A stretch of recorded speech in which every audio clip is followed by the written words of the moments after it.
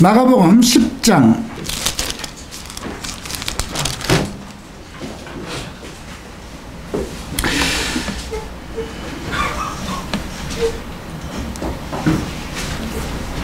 44절부터 45절까지 함께 읽겠습니다.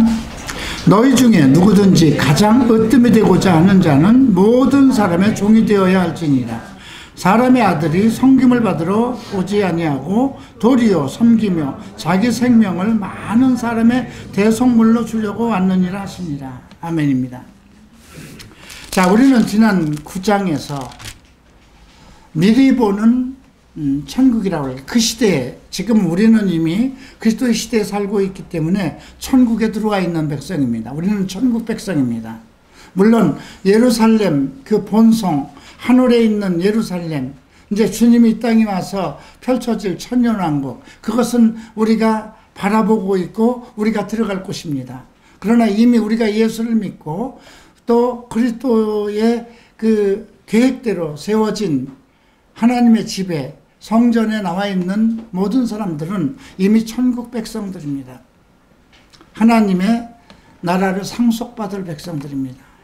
그래서 우리가 부지런히 더욱 거룩하고 더욱 의로운 사람으로서 우리의 가지고 있는 나쁜 습성들, 속성들, 세상적인 거 전부 다 씻어내고 오직 의로운 백성, 거룩한 백성으로서 살아가는 길, 그것을 지금 훈련하고 있는 것입니다. 그런데 그 9장에서 예수님께서 세 제자를 데리고 변화산상에 올라가셨죠. 예, 정말 모든 것이 하얗게, 예수님이 하얗게 변하셔서 이 땅에 어느 세탁하는 사람이 그렇게 옷을 깨끗하게 하얗게 할 수 없는 그런 상황이라고 기록되어 있습니다. 그리고 이제 땅에 내려왔더니 여러 가지 문제가 있었죠. 그곳에서, 변화산상에서 베드로와 요한과 야고보는 모세와 엘리야와 예수님께서 어떠한 장차 있을 일들을 나누는 얘기를 들었습니다. 그래서 베드로가 주님, 여기가 좋사오니 하나는 예수님을 위해서, 모세를 위해서, 엘리야를 위해서 집을 짓고 여기서 살면 좋겠습니다. 그렇게 이야기를 했죠.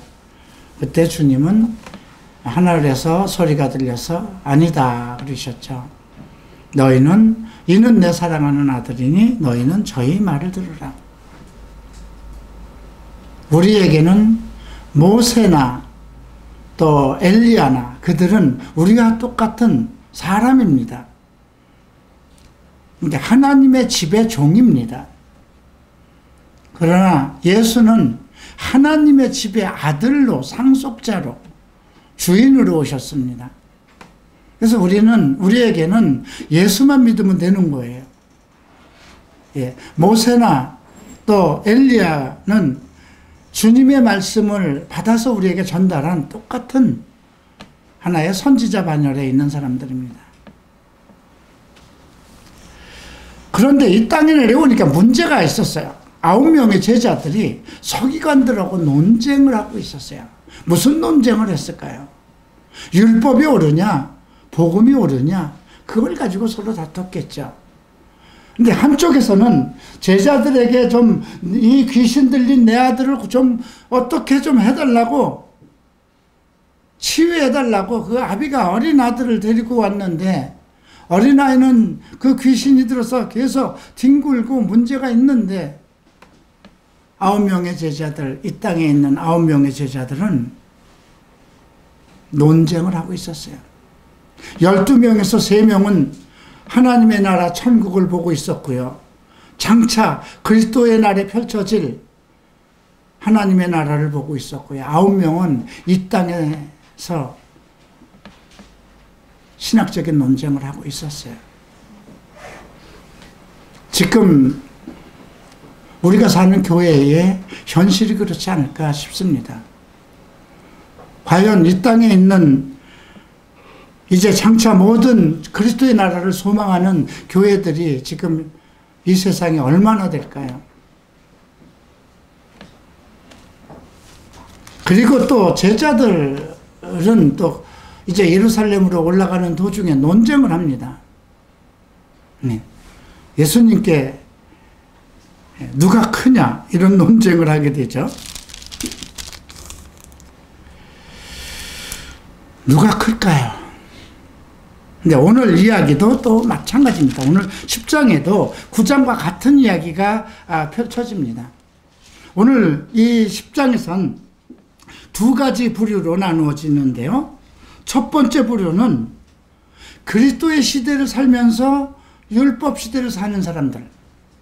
지금 주님이 함께하고 있잖아요. 지금 이 10장에서 9장에서도 주님이 함께하고 있는 거예요. 지금 주님은 하나님 보좌 우편에 앉아 계시지만 지금도 우리와 함께하고 계세요. 지금 이 땅에서 펼쳐지는 모든 그런 상황들, 교회 시대에 있을 일들을 우리가 이제 이 10장을 통해서 미리 볼 수 있는 것인데요. 첫 번째 부류는 그리스도의 시대를 살고 있으면서도 율법의 시대를 살아가는 사람들. 그 당시에 서기관들, 바리새인들, 이들은 계속 율법을 가지고 따집니다. 그죠? 모세는, 아내가 좀 속썩이고 그러면 이혼 증서를 주어서 이혼하라고 그렇게 했는데, 당신은 어떻게 생각하십니까? 오늘날도 마찬가지입니다. 성경을 가지고 많은 논쟁을 하는 그런 무리들이 있습니다. 물론 각 교단별로 조금씩 어떤 교리적인 것이 다를 수는 있어요. 근데 중요한 것은 성경은 논쟁거리가 될 수 없다는 거예요. 진리잖아요. 하나님의 말씀이잖아요. 이것을 고칠 수도 없고 개혁할 수도 없고 변경할 수도 없는 거예요. 시작과 끝, 알파와 오메가, 모든 문자, 모든 문화, 모든 학문, 이것이 다 진리 가운데 있는 거거든요. 더군다나 하나님께서 직접 그의 영으로 쓰신 이 성경은 1.1획도 틀림이 없는 것입니다. 뭔가 잘못이 됐다면 번역에서 잘못이 되어 있는 것이고, 이것을 필사한 사람들의 문제가 있는 거지, 하나님의 진리는 조금도 변함이 없는 것입니다. 그런데 아직도 교회들이 성경에 있는 말씀을 가지고 서로 논쟁을 하고 있거든요. 중요한 것은 성경은 논쟁거리가 아니고 그대로 믿고 따라가는 것. 그렇기 때문에 진리잖아요. 내가 길이요 진리요 생명이라 하셨지 않습니까? 그런데도 지금 그 바리새인들은 계속해서 이제 예수님을 시험하고, 그냥 남자가 자기 아내에게 이혼 증서를 하는 것, 아내를 버리는 것 합당하냐, 이런 얘기를 하는 겁니다. 근데 예수님이 그것에 대해서 뭐라고 말씀하셨을까요? 6절을 보죠. 5절에 이렇게 대답했습니다. 너희 마음이 강팍함으로 그가 너희에게 이 훈계를 기록하였거니. 과거에는 우리가 모세는 이혼 증서를 써서 아내가 합당치 아니하면 헤어져도 된다, 이렇게 했는데, 근데 예수님은 그에 대해서 너희 마음이 아주 악하기 때문에, 완악하기 때문에, 이제 강팍이라는 단어와 완악이라는 단어는 같은 겁니다. 완악하기 때문에 그 이혼 증서를 써서 헤어지게 하였지만 원래는 그렇지 않다는 거죠. 창조의 때부터 하나님께서는 그들에게 남자와 여자로 만드셨으니 남자가 자기 아버지와 어머니를 떠나서 아내와 연합하여 그 둘이 한 육체가 될지라. 그런즉 이와 같이 그들이 더 이상 둘이 아니요 한 육체니 하나님께서 짝지으신 것을 사람이 나눌 수 없다. 지금 창세기 2장에 있는 말씀을 그대로 말씀하셨어요. 그죠? 하나님께서 결혼 제도를 정하셨다는 거예요. 남자와 여자가 연합하여 한 몸을 이루라는, 이것은 바뀔 수 없는 내용, 진리라는 거예요. 그런데도 이스라엘의 하나님의 택한 백성, 그 중에서 율법을 연구하고 백성들을 가르쳐야 할 지도부에 있는 사람들이 이러한 율법을 자기네들 마음에 맞게 변형시키고 바꾸어서, 그리고 그 자기네들 사회 현실 속에 그냥 적절하게 맞춰가는 거잖아요. 그죠? 하나님의 법을. 잘 생각해 봐야 돼. 법이라는 건 지키고 따라가야 되는 거지. 그걸 우리 법에, 우리 생활 방법에 그 조율하고 맞춰가는 건 아니잖아요. 그죠? 근데 그렇게 돼버렸다는 것이죠.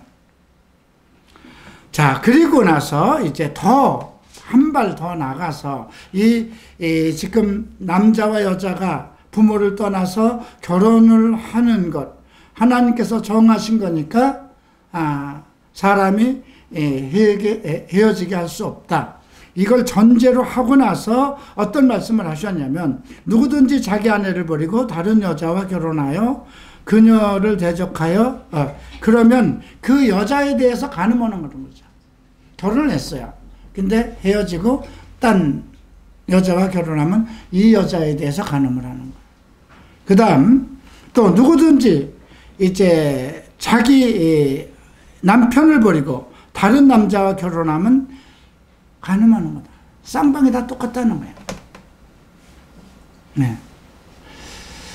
우리가 간음에 대한 말씀은 여인을 보고 음욕을 품는 자는 이미 간음을 하였다고 했습니다. 성적인 욕구가 다른 사람을 향해서 나타나면 안 된다는 것이죠. 그리고 이 결혼 제도를 깨고 다른 사람과 결혼하는 것, 이것도 간음이라는 거죠. 근데 지금 이 말씀을 그럼 현실 속에서는 어떻게 해야 될까요? 오늘 현실 속에 크리스찬들도 많이 이혼을 하고 있어요. 그죠? 근데 이 법이 그대로 지켜져야 되는 걸까요? 말아야 되는 거? 한번 생각해 봐야 돼요. 하나님 안에서 결혼한 사람들은 이혼하면 안 된다는 게 전제가 돼야 돼요. 그죠? 그럼 다른 여자와 결혼하고 다른 남자와 결혼하면 그건 간음하는 것이다. 또 다른 범죄를 짓는 것이죠. 근데 여기에서 우선하는 건 지금 예수께서 말씀하신 것은 무엇을 전제로 한 걸까요? 절대로 하나님께서 짝지신 것을 사람이 나눌 수 없는 것이다. 이혼을 해서는 안 된다는 걸 전제로 한 거거든요. 우리 크리스찬들은 그래서 결혼 문제에 대해서 상당히 신중해야 돼요. 어떤 재물관이라든가 상대의 어떤 정말 우월하게 보이는 인격이라든가, 물론 그런 것을 다 참조하겠죠. 그러나 요즘에 정말 이 사람이 하나님께서 나와 짝지은 사람인가, 이 상황만 보고 그의 성격, 그런 모든 것을 같이 조율하고 그렇게 해서 결혼을 해야 되는데, 요즘에는 상대의 많은 것을, 다른 것들을 곁들여서 살펴보고 조건적인 그런 결혼을 하는 경우가 있기 때문에 실패하는 일들이 많이 일어나죠. 자, 그래서 오늘 이 두 부류 중에 첫 번째 부류가 예수 그리스도가 그 시대에 와서 지금 사도들을 세웠습니다. 사도들을 세웠다는 건 뭐예요? 이미 그리스도의 나라가 출범을 하고 있는 그 상황 속에서 또 그 시대에 같이 예수님과 살아가면서도 율법 속에서 살아가고 있는 하나님의 사람들이 있다는 것입니다. 자, 이제 13절부터 언급되는 것은 어린아이를 안수하는 것이 옳은 것이냐, 그 어린아이들이 뭘 안다고 주님께 데려오느냐, 이건 조금 성인이 되고 어떤 랍비들이나 서기관들의 말을 들을 수 있는 그런 상황에서 오는 거지, 어린아이들이 어떤 예배드리고 하는 것이 옳은 거냐, 이런 문제를 놓고 거론하고 있죠. 예수님은 심히 기뻐하지 아니하였다고 그랬어요. 그죠? 그리고 어린아이들이 내게 오는 것을 허락하고 그들을 막지 말라. 하나님의 왕국은 그런 자의 것이라. 진실로 내가 너희에게 이르노니 누구든지 어린아이와 같이 하나님의 왕국을, 그러니까 천국을 받들지 아니하는 자는 그 안에 들어가지 못하리라. 이 말은 무엇을 얘기하는 걸까요? 순수성을 얘기하는 것입니다. 어린아이들은 순수하잖아요. 그죠? 어린아이하고 어른하고 이렇게 놓고 누가 더 죄가 많을까? 죄에 대한 인식과 깨달음은 누가 더 많을까요? 어른이 많아요. 그죠? 아, 이런 죄를 지으면 안 돼. 예, 그 죄에 대한 논리를 얘기한다면 어른들이 더 많이 알아요. 이것을 하면 안 된다. 어린아이들이 잘못하는 것은 그것이 죄인지 모르고 하는 거예요. 그죠? 그런데 누가 더 죄가 많으냐 하면 어른이 더 많죠. 하면 안 된다는 걸 알면서도 어른들은 행해요. 근데 어린이들은 이것을 하면 안 된다는 것을 알면 안 합니다. 네. 그래서 하나님을 섬기는 것과 예수님을 받아들이는 것도 어린아이들이 더 빠르죠. 이번에 그 필리핀 두마게리에 갔다 왔던 사람들은 알겠지만 그 어린아이들이 가는 곳곳마다 쏟아져 나옵니다. 어른들은 별로 없어요. 그 아이들이 상당히 순수해요. 너무 기뻐해요. 그 애들 환경이 상당히 어려운 거거든요. 정말 힘들고 어렵고 학교 다니는 것도 힘들고 밥 먹고 사는 것 자체도 힘들어요. 그런데 그 교회 나와 있는 그 순간의 아이들의 표정이 너무 밝아요. 너무 순수해요. 자, 그래서 우리가 지금 뭔가 율법 속에 갇혀서 사는 사람, 지금도 마찬가지입니다. 교회 시대잖아요. 그리스도의 날을 지금 우리가 기다리고 주님이 오실 날을 지금 기다리고 그렇게 천국을 교회라는 곳을 통해서 천국 생활을 하고 있어요. 우리 마음속에 천국이 들어와 있기 때문에. 그럼에도 불구하고 하나님을 섬기고 예수님을 섬기는 예수와 함께 살아가는 생활 속에서도 이러한 율법 속에 묻혀서 그리고 어떤 제도권 속에 갇혀서 살아가는 사람들이 있다는 거죠. 자, 이제 17절부터 특별한 내용들이 기록되어 있습니다. 부자 청년이 나왔습니다. 그리고 무릎을 꿇습니다. 그리고 선생님, 선한 선생님, 내가 무엇을 해야 영원한 생명을 상속받겠습니까? 부자 청년이에요. 근데 어떻게 하면 내가 영생을 얻을까요? 네. 그때 주님이 묻습니다. 내가 어찌 나를 선하다 하느냐? 선한 분은 하나님인데 이 말은 뭐예요? 네가 나를 누군지 알고 왔느냐? 너는 지금 나에게 선한 선생님 그랬지만 네가 나의 실체를 알고 있느냐 이거예요. 이 부자 청년은 예수님의 실체, 그분이 누구인지를 몰랐던 거예요. 그분이 선한 일을 많이 하니까 병든 자도 고치고 눈먼 자도 눈뜨게 하고 귀머거리도 고치고 문둥병도 낫게 하고 아픈 병자들 다 손 맞춰서 고쳐주고 그러니까 선한 선생으로 알았다는 거죠. 이분의 실체, 예수 그리스도가 메시아라는 것을 아직 알지 못하는 거예요. 그래서 네가 나를 어떻게 선한 선생님이라고 그러냐? 선한 분은 오직 하나님. 그러니까 네가 선한 하나님을 바로 알았다면 내가 누구인지 알 수 있었을 것이라는 그런 간접적인 메시지를 전하는 것입니다. 그리고 이제 율법에 대해서 그 청년이 지키고 있는 율법에 대해서 얘기를 합니다.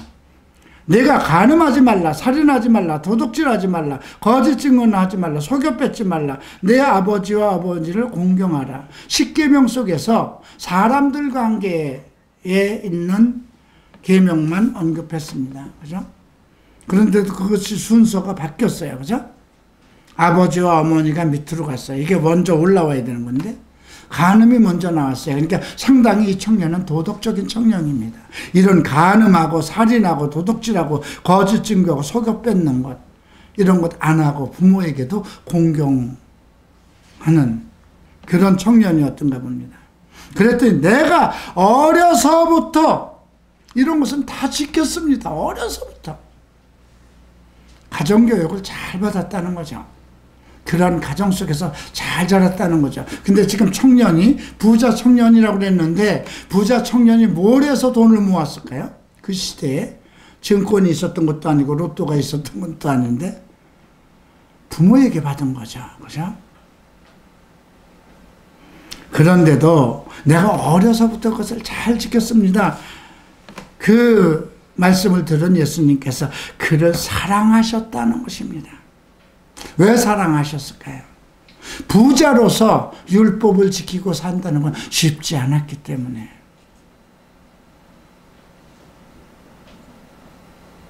그래도 주님은 그를 사랑했어요. 그래서 야, 한 가지 네가 부족한 것이 있다.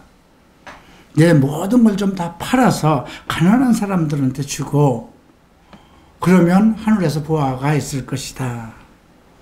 그리고 와서 나를 쫓으라, 나를 따르라 그러죠. 여기에서의 핵심 구절은 재산을 팔라는 것이 아니에요. 네가 그 재산 때문에 네가 진정으로 원하는 그 영생에 들어갈 수 없고 네가 그 많은 재물을 가지고 선한 일을 하려고 하다 보니까 하나님과의 관계가 소홀해진다는 거예요. 그러니까 영생을 들어가려면 반드시 누구를 믿어야 돼요? 예수를 믿어야 되잖아요. 근데 메시아가 와 있는 상황인데도 그 청년은 자기가 선한 일을 많이 베풀고 있는 재물을 가지고 많은 일을 선하게 했고 율법을 잘 지켰기 때문에 자기는 정말 온전한 하나님의 자녀라고 그렇게 생각을 했는데 영생의 문제만큼은 자신이 없었던 거예요. 그래서 어떻게 하면 내가 영생에 이룰 수 있습니까? 하고 물은 거죠. 네 소유를 팔아서 가난한 사람에게 주고 너는 나를 따르라는 것은 그 재물로 의지해서 네가 천국에 들어갈 생각하지 말고 나의 제자가 되라는 것이거든요. 그런데 결국 22절에 보면 많은 소유를 가졌으므로 그 말씀을 듣고 슬퍼했다고 그랬어요. 근심했다고 그러죠. 여러분들은 어떨까요? 지금 이 시대에 정말 얼마나 재력으로 여유가 있는 사람들이 교회에 많을까요? 그죠? 더군다나 강남 부자들 속에 있는 모든 교회들을 보면 대통령 하는 것보다 대형교회 목사하는 것이 더 왕 같지 않아요? 그죠? 대한민국에서 대통령 하는 건 참, 그거는, 미련한 사람들이 하는 것 같아요. 그죠? 계속 끝나고 나면 교도소 갈 준비를 해야 되고, 뭐 그런 상황인데. 근데 지금 이 청년을 보며 예수님이 사랑을 하였지만 그는 영생에 대해서 고민을 하고 있는데 돈과 지금 영생에 대해서 놓고 지금 고민을 하고 있는 거예요. 그죠? 오늘날은 그러지 않을까요?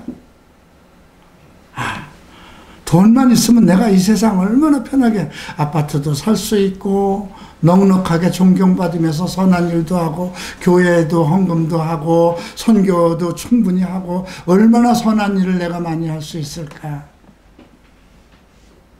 그런데 예수님은 어느 걸 선택하라고 그럽니까? 그거 필요 없다. 다 정리해서 가난한 사람 주고 너는 내 제자가 되라. 진리의 제자가 되라 그러는 거잖아요.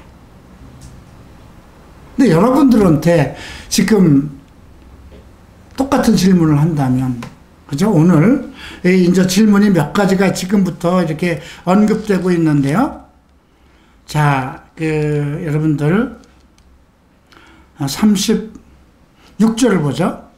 이건 세베대의 아들 야고보와 요한이 선생님, 우리가 무엇을 원하든지 선생님께서 우리를 위해서 해주기를 원합니다.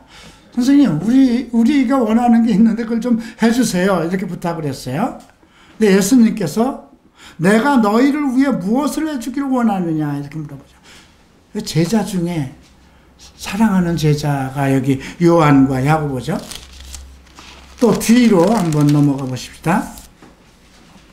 뒤에 51절을 보면 바디메오예요. 소경이에요. 거지예요.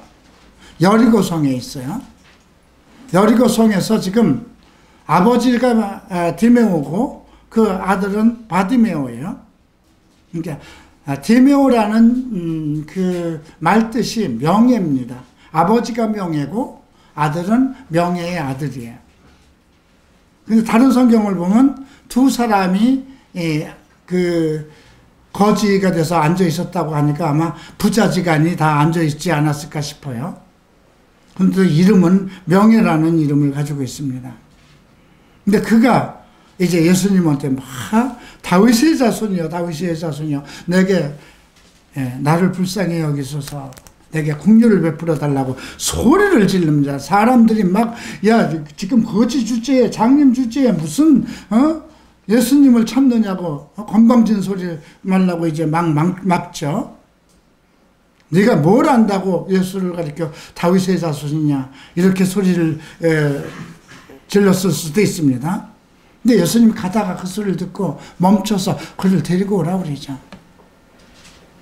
근데 바디메오가 겉옷을 벗어버리고 예수님께 나갑니다. 예수님이 묻습니다. 내가 네게 무엇을 해주기를 원하느냐. 12제자 중에 야고보와 요한에게도 너희에게 내가 무엇을 해주기를 원하느냐. 젊은 청년에게도 똑같은 얘기예요. 내게 무엇을 해주기를 원하느냐. 지금 주께서 여러분들에게 이런 질문을 한다면 상황이 다 다를 수도 있어요. 재정적으로 여유가 있고 아버지의 재산을 물려받아서 좀 여유 있는 사람이 있을 수 있어요. 소경이면 몸이 아픈 사람은 나라면 무엇을 얘기할까요? 주님이 지금 현재 나한테 내가 내게 무엇을 해주기를 원하느냐. 요나야 내가 너에게 무엇을 해주기를 원하느냐. 무엇일까요? 여러분들은 목사님 지금 몸이 아프시니까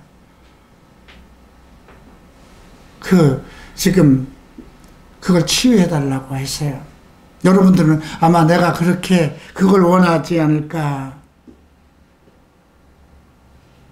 그렇게 생각할 거예요. 그죠? 우리 누님이나 우리 가족은 당연히 그건 몸을 치유해달라고 답해야 되겠죠. 근데 조금 우리가 깊게 생각해 봐야 돼요. 내가 지금 치유를 받는다면 얼마를 조금 더 살 수 있느냐 뿐이지 죽는 건 마찬가지예요. 그죠? 인생이 한번 죽는 건 정해져 있는 거잖아요. 그죠? 내가 지금 이 폐암이 치유를 받는다 하더라도 얼마를 더 사느냐가 하지 영원히 살 수는 없는 거예요. 영생이라는 것은 이 육체의 시대가 마감되고 그리스도의 뜻대로 살았을 때 들어갈 수 있는 길이에요. 그죠?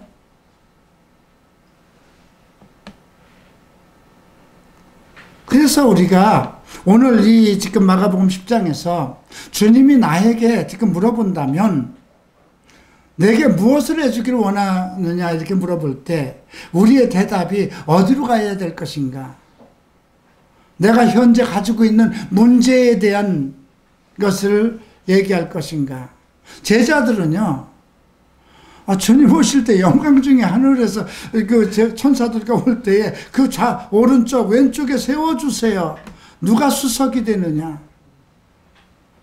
지금 오늘날 교회예요. 서로 장자교회가 되게 해달라고 힘을 쓰죠. 근데 예수님은 그건 내가 정할 것이 아니다. 왼쪽에 오른쪽에 세울 것은 하나님의 뜻대로 하나님께서 정한 사람이 얻을 것이라는 거죠. 지금 이런 논쟁들이 우리가 계속해서 교회 안에도 있다는 거예요. 한 가지 흥미로운 것을 보면 맨 뒤에 나오는 바디메오는 여리고에 살고 있었어요. 근데 똑같은 질문을 하죠. 내가 내게 무엇을 해주기를 원하느냐. 근데 이거는 조금 우문의답이죠. 소경이에요. 거지예요. 그럼 답은 다 알아요. 그죠? 예수님이 왜 모르겠어요? 다 알고 있는 거잖아요. 눈을 뜨는 것을 원한다는 것은 알고 있는 거잖아요. 그런데 보기를 원합니다. 그렇죠. 이 지금 우리 개역 성경하고 지금 킹제임스 성경은 조금 다른데요. 내가 시력을 받게 하여 주십시오. 시력을 받게 해달라는 것, 보게 해달라는 거죠. 그런데 주님께서는 내가 그 말을 했으니까 내 길로 가라 그러죠. 내 길로 가라. 주님의 대답 속에 이 바디메오의 마음에 있었던 것이 드러나는 거예요. 그죠? 그리고 그가 즉시 시력을 받고 길에서 예수님을 따르니라. 지금 그 도로변이잖아요. 예수님이 가는 길인데.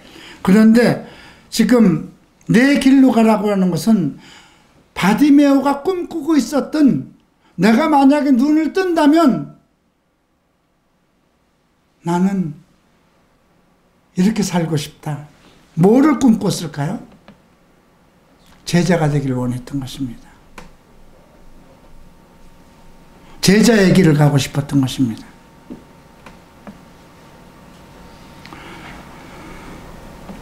근데 보세요. 48절에 보면 계속 소리 질러서 다윗의 자손이요 그래요.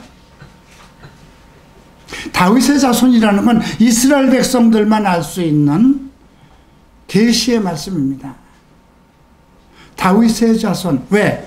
나사렛 예수가 지나간다 소리를 듣고, 예? 아무나 보고 다윗의 자손이라고 한 것이 아니에요. 나사렛 예수가 47절 보면 그분이 나사렛 예수라는 말을 듣고 소리 지르기 시작했어요. 다윗의 자손이요. 모든 사람이 나사렛에서는 선한 것이 날 수 없다고 이스라엘 사람들은 생각하고 있었고, 나사렛 예수가 메시아라고 생각도 안 하고 있었어요. 오히려 지도자들, 종교 지도자들은 바알세불에 집힌 자다, 귀신의 왕이 집혔다, 이단 괴수, 사생아, 별의별 나쁜 소문이 돌고 있었던 거예요. 그죠? 그런데 이 소경, 거지는 나사렛 예수가 지나간다 소리를 듣고 다윗의 자손이라고 소리를 지릅니다. 그거는 수로보니게 여인처럼 간단하게 그냥 몇 마디 그 이스라엘 사람들에게, 아, 그 사람이 나사렛 사람이래, 아, 그 사람은 메시아대, 다윗의 자손이래, 이렇게 건너서 아는 것이 아니라 이 바디메오는 메시아에 대한 꿈을 꾸고 있었던, 메시아에 대한 비전이라고 그럴까요? 그래서 그 많은 소문을 듣고 나사렛 예수가 행한 오병이어의 사건, 칠병이어의 사건, 문둥이를 눈 고치시고 중풍병자를 일으키고 죽은 자를 살린 이걸 보고 이건 메시아다, 이분은 메시아다. 그것을 심령으로 깨달은 거죠. 그래서 예수님께서 내 길로 가라. 그래서 그가 난 지력을 얻고 싶습니다. 왜? 당신을 보아야 되기 때문에, 메시아를 봐야 되기 때문에. 그래서 메시아를 따르는 제자가 되어야 되기 때문에 나는 시력을 얻고 싶습니다. 그 얘기가 포함되어 있는 것입니다. 그래서 내 길로 가라 그러죠. 지금 우리가 부자 청년부터 보십시다. 한 무리는 부자 청년이에요. 한 무리는 12제자 중에 주님이 사랑하는 제자예요. 하나는 정말 주님을 만나본 일도 없고 성경이라는 걸 볼 수도 없었고 성전에 들어가서 예배도 드리지 못한 나사렛 여리고라는 길목의 거지였어요. 여기서 흥미로운 것은요, 우리가 지금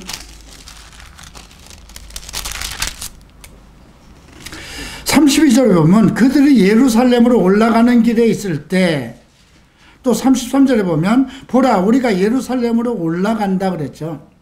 주님이 이제 세 번째로 얘기하는 겁니다. 내가 장로들한테 팔려서 이방인들에게 죽임을 당하고 셋째 날 3일 만에 살아날 것이다. 이 말씀을 하시는 거예요. 예루살렘으로 올라가면서. 지금 내가 예루살렘으로 올라가는데 올라가면 이런 일을 당할 것이다. 이렇게 계속 메시아의 교육을 합니다. 근데 예루살렘은 해발 760m, 해수면보다 760m가 높아요. 그런데 여리고는 250m가 낮아요. 얼마의 갭이 있어요? 1000m의 갭이 있어요. 그죠? 좀 뭔가 우리에게 특별한 이미지를 주지 않습니까? 예루살렘은 최고의 영광의 자리. 이거는 어떤 얘기나 마찬가지냐면 강남의 최고의 큰 교회, 그리고 저 오지에 있는 할머니 두 분만 나오는 작은 교회, 그런 상황이에요. 그런데 예수님께서는 예루살렘으로 올라가는데 여리고를 지나서 가시는 거예요. 가장 낮은 곳에. 그 바로 앞에서 어떤 얘기를 했어요? 내가 온 것은 섬김을 받으러 온 것이 아니라 섬기려고 오고 많은 사람들을 구원하기 위해 대속물로 왔다. 그래서 큰 자가 되고 싶은 자는 작은 자가 되어야 된다. 그 말씀을 제자들에게 전제로 말씀을 하신 거예요. 근데 이 상황을 봤을 때 많은 사람들이 예루살렘에 집중하고 있습니다. 우리 모든 성도들도 가장 높은 곳에 집중을 하고 있지, 가장 낮은 곳에 사는 사람들에 대해서 집중을 안 한다는 거죠. 한국교회가 크면 클수록, 대형교회로 갈수록 최고의, 자기네들은 정말 그 장자교회가 된 것처럼, 하늘나라 하나님이 정말 특별히 사랑한 것처럼, 예수님이 오시면 곧바로 자기네 교회로 올 것처럼 착각을 하는 경우가 있습니다. 예수님은 갈릴리로 가실 때에도 사마리아를 건너서 가야 되겠는지라, 이렇게 기록되어 있어요. 요한복음 4장을 보면. 사마리아를 안 거치고 갈 수도 있는 분이었어요. 네, 예루살렘을 가시는데 왜 여리고를 둘렀겠습니까? 예루살렘과 여리고의 차이가 그렇게 갭이 있는데, 지금 이 성경이 우리에게 주는 메시지가 있잖아요. 그죠? 부자 청년 얘기가 나왔고, 맨 위에선 누가 나왔어요? 제일 먼저 나온 게 바리새인들이 나왔어요. 종교 지도자들이 나왔어요. 그 다음에 부자 청년이 나왔어요. 그들은 충분히 하나님을 자기네들은 하나님을 더 섬기고 있다고 생각하고, 자기네들은 상류에 있는 하나님의 특별한 사람들이라고 생각하는 사람들이잖아요. 그래서 어린아이들은 무슨 어린아이들 쓸데없이 주님에게, 그들이 무슨 예배에 참여하고 그런 것에 대해서 무시하고. 그런데 오늘 제자들은 어땠을까요? 주님은 십자가를 질 나를 언급하고 있어요. 내가 예루살렘에 올라가면 거기서 죽임을 당하고 사흘 만에 살아날 것이다 하는 이 메시아의 교육을 계속 세 번째 하고 있는데도, 여기서는 지금 누가 우리를 예수님의 오실 때 그 왼편 오른편에 세워주세요. 그 얘기를 하고 있잖아요. 그죠? 9장에서도 똑같은 논쟁을 했어요. 그죠? 누가 큰가? 천국에서 누가 큰가요? 똑같은 얘기가 앞에 있을 때 주님이 야단을 쳤어요. 그죠? 큰 자는 작은 자가 되어야 된다. 나는 섬기러 온 것이다. 근데 10장에서도 똑같이 우리 형제를 하나는 왼편에 오른편에 세워달라고. 그런데 중요한 거는 다른 제자들도 이를 갈았다는 거예요. 그러니까 똑같은 마음을 가지고 있었던 거예요. 지금 이 이야기는 그 당시에 있었던 그대로의 실화를 기록한 글이지만 지금 교회 시대에 이제 주님 하늘로 올라가시고 지금 우리가 있는 교회 시대에 펼쳐질 그 상황을 그대로 우리에게 전하는 것입니다. 우리는 어떻게 해야 될까요? 각 사람의 위치에서 목사에게 너는 무엇을 하여 주기를 원하느냐 물어보면 뭐라고 대답해야 될까요? 재물이 많아서 정말 나는 정말 교회에 열심하고 뭐든지 다 선한 일을 행했다고 하는 사람들, 그들은 얼마나 자부심을 가지고 천국은 따는 당상이다. 나는 정말 천국에서 큰 보상을 받을 것이다. 그런 자긍심을 가지고 있지 않을까요? 근데도 주님은 한 가지 부족한 것이 있다고 얘기를 합니다. 그 재물 때문에 주님을 따르는 제자가 되지 못한다는 거죠. 성경은 똑같은 얘기를 합니다. 마르다와 마리아가 똑같은 남매, 그래서 두 형제인데도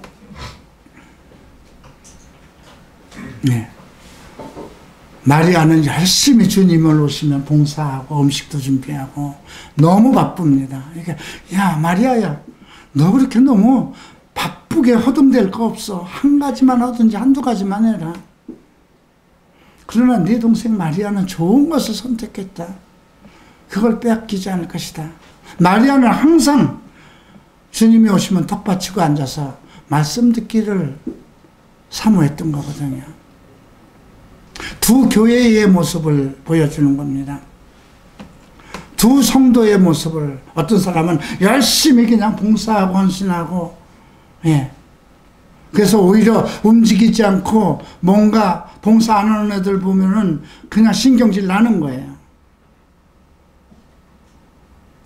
그런데 어떤 사람은 그런 봉사는 잘 못해도 성경 공부에 빠지는 사람이 있는가? 근데 주님이 어느 쪽을 얘기하십니까?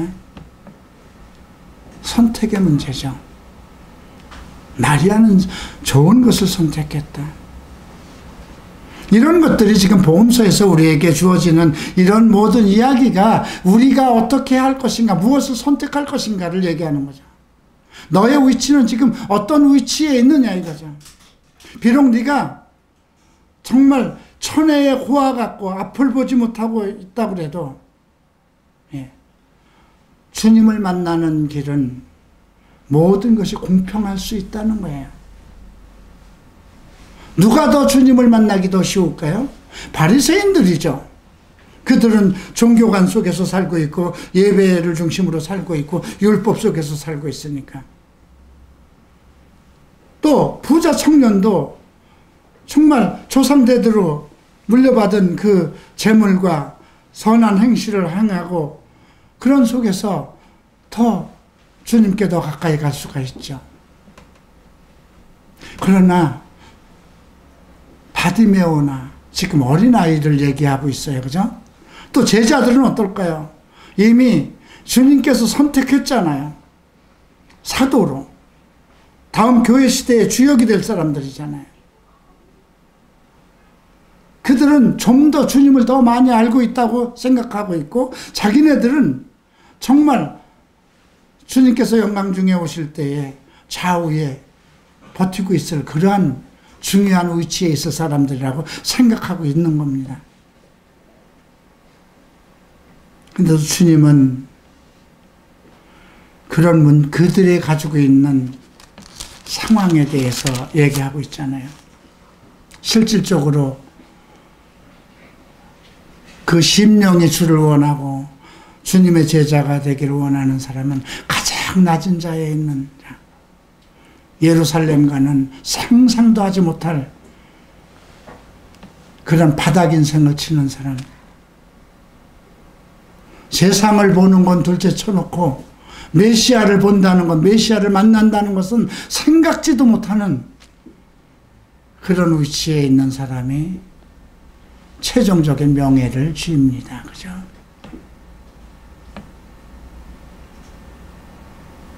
그래서 내 믿음이 너를 온전하였다 그럽니다. 그 앞에 있는 사람들에게 믿음에 관한 얘기를 한 번도 한 일이 없어요. 그죠? 근데 바디메오에게 내 믿음이 너를 온전케 하였다. 비록 그가 사람들에게 조롱을 받고 정말 예수 다윗의 자손이여라는 그 계시의 말씀을 정말 소리쳐 부르는 것조차도 제지를 당하는, 그죠? 근데 이 말은 요즘에 뭔가 그 하나님을 향해서 메시아를 향해서 정말 당신은 메시아입니다. 나의 구원자이십니다. 그런 것을 소리쳐 외칠 때에 야, 너 같은 것이 뭘 어떻게 안다고 그러냐? 이 말과 마찬가지예요. 그죠? 오늘 우리는 무엇을 해주길 원해야 될까요? 어떤 것이 최고의 명예의 길이 될까요? 내 인생에서. 재물, 이 세상 끝나면 다 끝납니다. 그죠? 그러나 그리스도의 길에 함께 참여한다는 것, 그래서 예수께서 가는 길에 함께 있다는 것은 얼마나 행복할까요? 그죠? 그분이 길이요 진리와 생명이라 했는데 그분과 같은 길을 가고 있다면 그것보다 복된 길은 없을 것 같습니다. 오늘 여러분 다시 한번 주께서 내가 내게 무엇을 해주기를 원하느냐 했을 때 여러분들은 어느 입장에 있을 것인가 새겨봐야 되고, 그리고 나는 주님의 뜻대로 주님이 내 믿음이 너를 온전케 하였다는 그런 대답이 나에게도 있을 수 있도록 여러분들의 선택이 중요하다는 것을 다시 한번 새기시기 바랍니다.